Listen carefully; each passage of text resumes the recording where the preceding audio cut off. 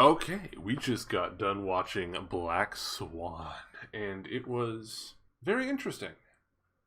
Very conflicted about it. What did you think? I enjoyed the film. It was good. It it's another one of the slow burn movies that we've watched. Starts off a little shaky, a little on the rocks, Ooh. but then it kind of picks up in the drama of the aspect of the movie and brings you to climax in a powerful way. Yeah, it definitely starts out slow. That's going to be one of my main complaints about this movie is the disconnect between the first and the second act. I feel like is pretty strong. Before we get too involved, don't forget that if you don't want spoilers, which this movie is 12 years old, but if you don't want spoilers, go to the time on screen now and just go for the recommendations and the rating. Beep, Anyway, bop, boop, boop, beep, beep, boop. beep boop beep boop boop boop boop boop boop. Oh, So, starting off, story.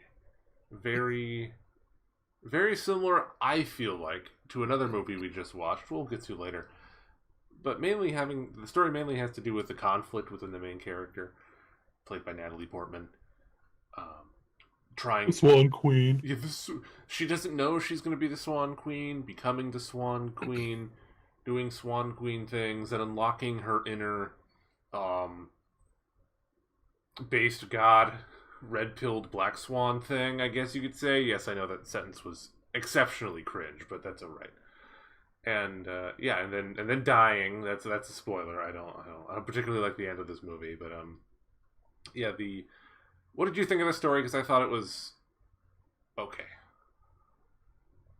Again, it starts slow, which doesn't bother me personally. I don't mind that it had a ramp up, and I wasn't bored of her because you kind of get to see her descent into losing her, her own grip.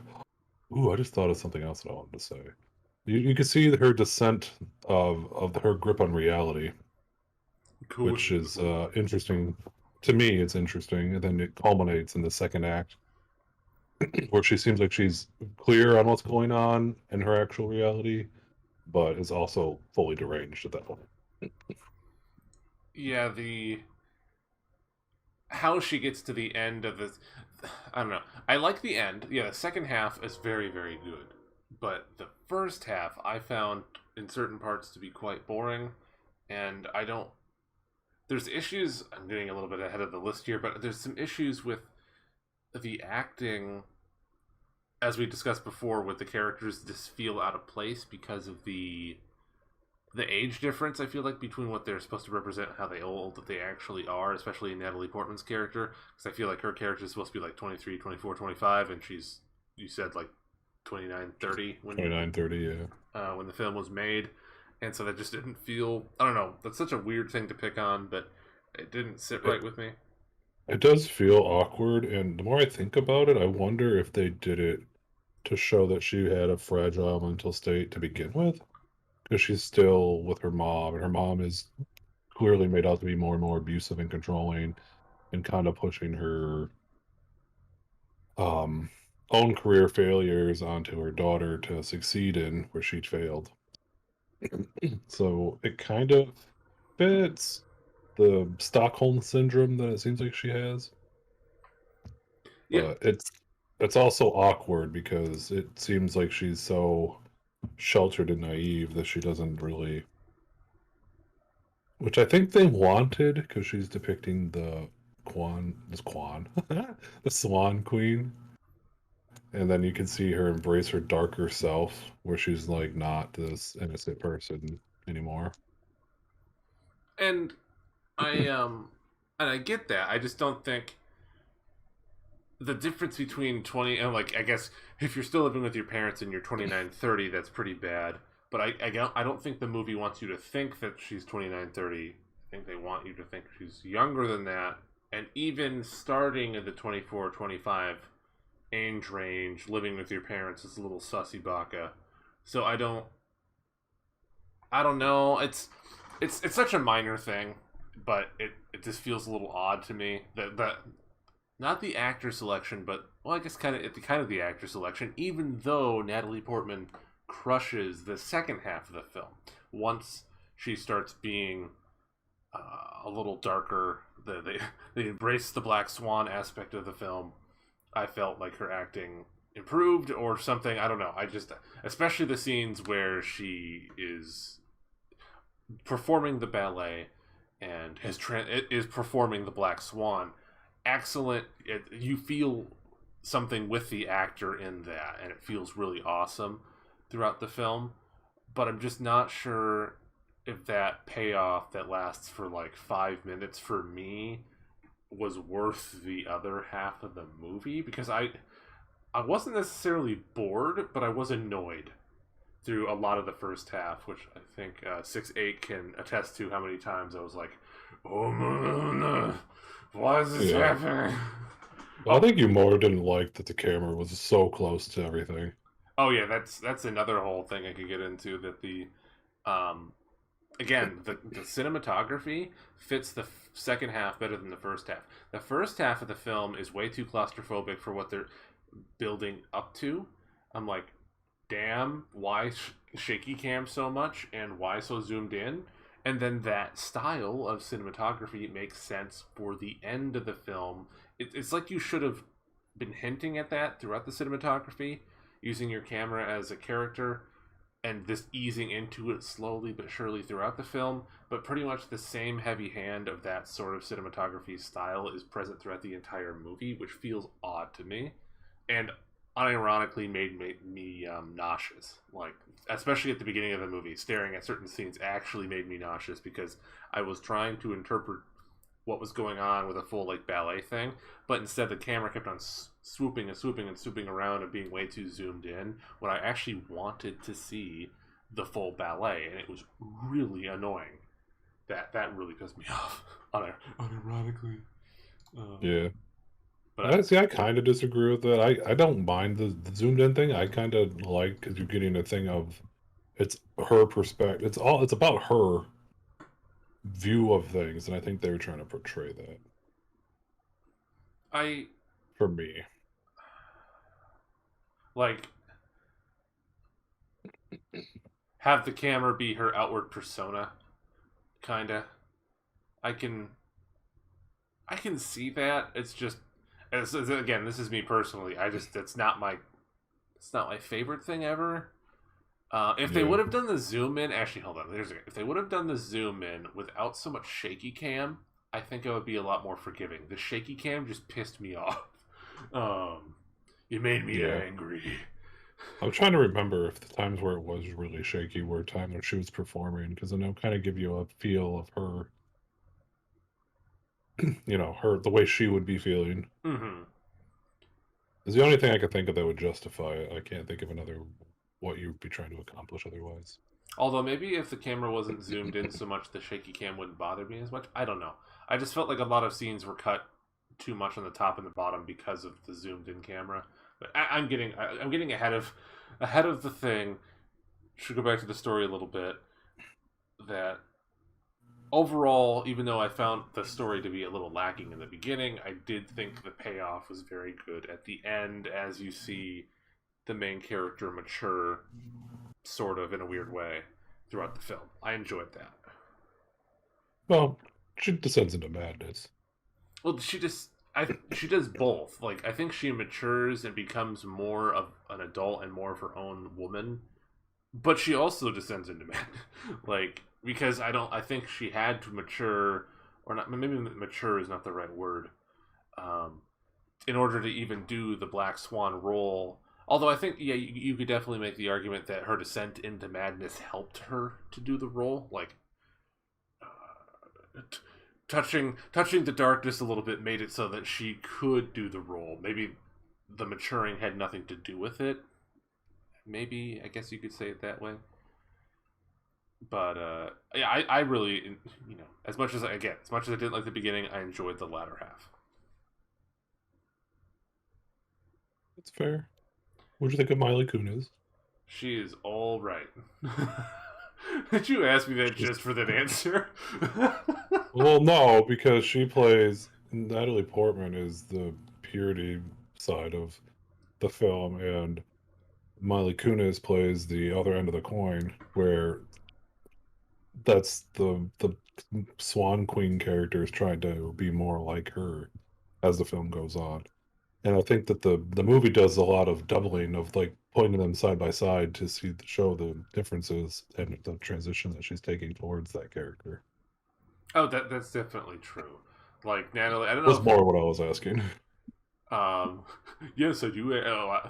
We'll get to that later. But yeah, no, that there's definitely symmetry between those two characters. And what's actually the other thing is there's symmetry between those two characters, but the fact that they keep on having Natalie Portman's own character have conflict with herself. Remember, like they would have scenes like the makeout scene with Mila Kunis and Natalie Portman. Mila Kunis' character turns into Natalie Portman, and it's almost, isn't there a thing in there where Natalie, like dark Natalie Portman, suffocates innocent Natalie Portman or something? Or am I remembering this incorrectly? And so it's like there's this tension going on, and early on in the film, she sees herself walking by herself or like past her in an alleyway, which actually that was a cool shot. I did appreciate that. But yeah, Mila Kunis's character is supposed to be like She's the dark aspect. yeah, the dark aspect and kind of what Natalie Portman's character is missing in life. Not to the extent Mila Kunis. Mila Kunis's character is adventure, and Natalie Portman has no adventure. Whether that is to the extent Mila Kunis takes it or not, for her is whatever. But I thought that was kind of cool. To get back to what I meant when I first started, Mila Kunis as an actress is okay. Her character in this movie was better than average, I think, for her, someone that she portrays. But you know who the best actor in the entire movie was? Ooh, peak was Vincent Cassel, who plays the conductor person, the director that was having a brain aneurysm. That guy was awesome. He was by far my favorite character, and he was kind of hilarious in certain ways. I don't know if you agree with that or not. I think he was really good. I don't know. Yeah, he played the role that he was playing was done very well. I enjoyed his character a lot. It made me like him as an actor significantly more. Like, I don't think I knew about him before we watched Eastern Provinces, and now I'm like, oh, this dude's cool. What else do you play in? Yeah, I think that was really interesting that we watched those two movies kind of in a row, not in a row, but almost in a row, because he's not in a whole lot of film, and like we'll definitely have to watch it. Like I think he's in like Shrek and Black Swan, and then there's like a couple other ones. I pulled up his bio. He's in or has directed a lot of stuff, but it's like nothing anyone's heard of. I'm assuming most of it's European because I think he is French. Yeah, he's a French actor. I thought I thought his acting was very good, and I enjoyed it a lot. Yeah, I would agree. Another thing this film does do very well is the music. The music is, and just the sound design overall, very awesome. Was there anything to you that really stood out? Obviously, the end is peak. Like the end of the film during the actual performance of the Swan Queen is very good. I enjoyed that a lot. Yeah, I mean it's orchestral music that's going alongside the ballet. I feel like it fits. It's done in a way that moves the story properly. So I would say it was good. I don't know if it was like groundbreaking for me, but it was good. It fit. Yeah, I would. Yeah, I don't. It wasn't ground. Yeah, that's a good way to put it. It wasn't groundbreaking, but it suited the film and it was good. I feel like for orchestral music, it was maybe a little bit above average, but yeah, it wasn't groundbreaking.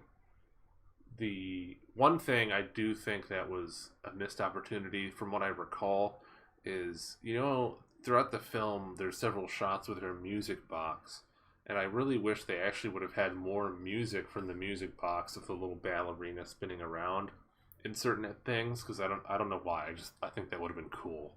No reason. Um, Well, it's interesting you bring that up because as she begins to lose herself more and more, there's the scene where she throws and destroys the box.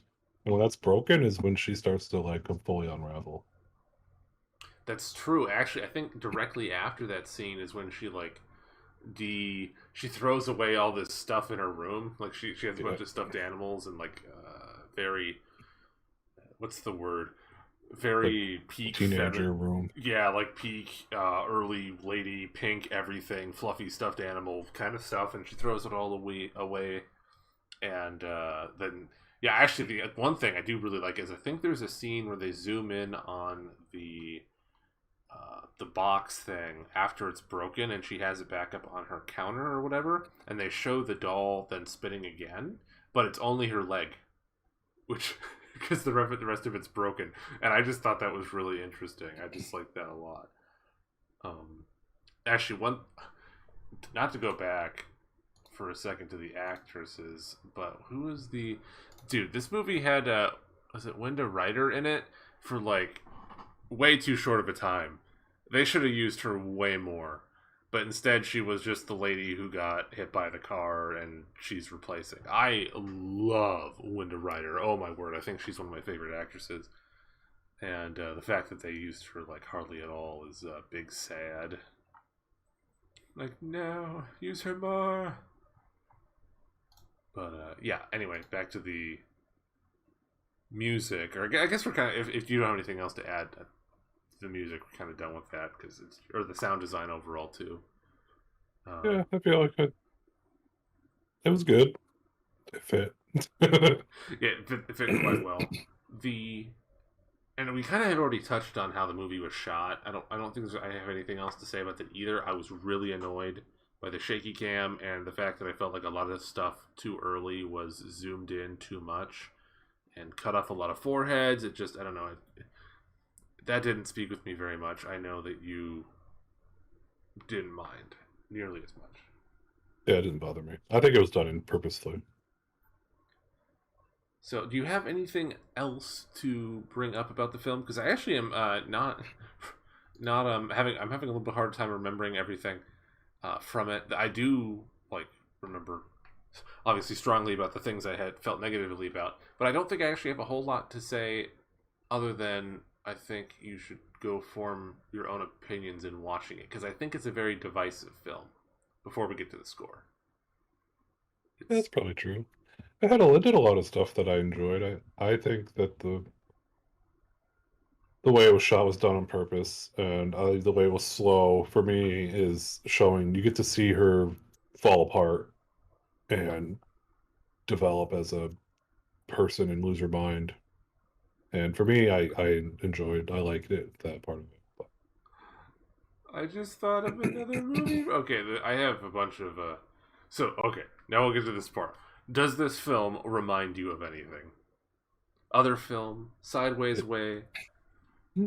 I was going to use Fight Club because of the alter ego that she develops that she doesn't really fully isn't fully aware of, which is similar to that movie. But a movie that we have already watched that kind of has some parallels to this is The Witch or The Vitch. The way that some kind of external force, though it's not demonic in this movie, it's her mental health decays in such a way that she falls apart and it like destroys her family and acts as its out like as a third party to her, like her alter ego. And it's kind of similar to how the daughter gets pushed into witchhood by the family all like blaming her for the things that are going bad around her. And I think there were some interesting parallels to there. So go check out our witch review. Yes, there'll be a card on screen now, top right, most likely. Go watch our Witch review. Very, very, very good movie. So that is actually was fascinating that you picked that because I had the exact same thought while we were talking about this. I'm like, this reminds me of The Witch. Actually, now that I'm thinking about it, Yeah. I have three things this reminds me of. which is kind of impressive. My actual legit, like, this really reminds me of is Perfect Blue, which we already did a review of. You should go watch the review of Perfect Blue.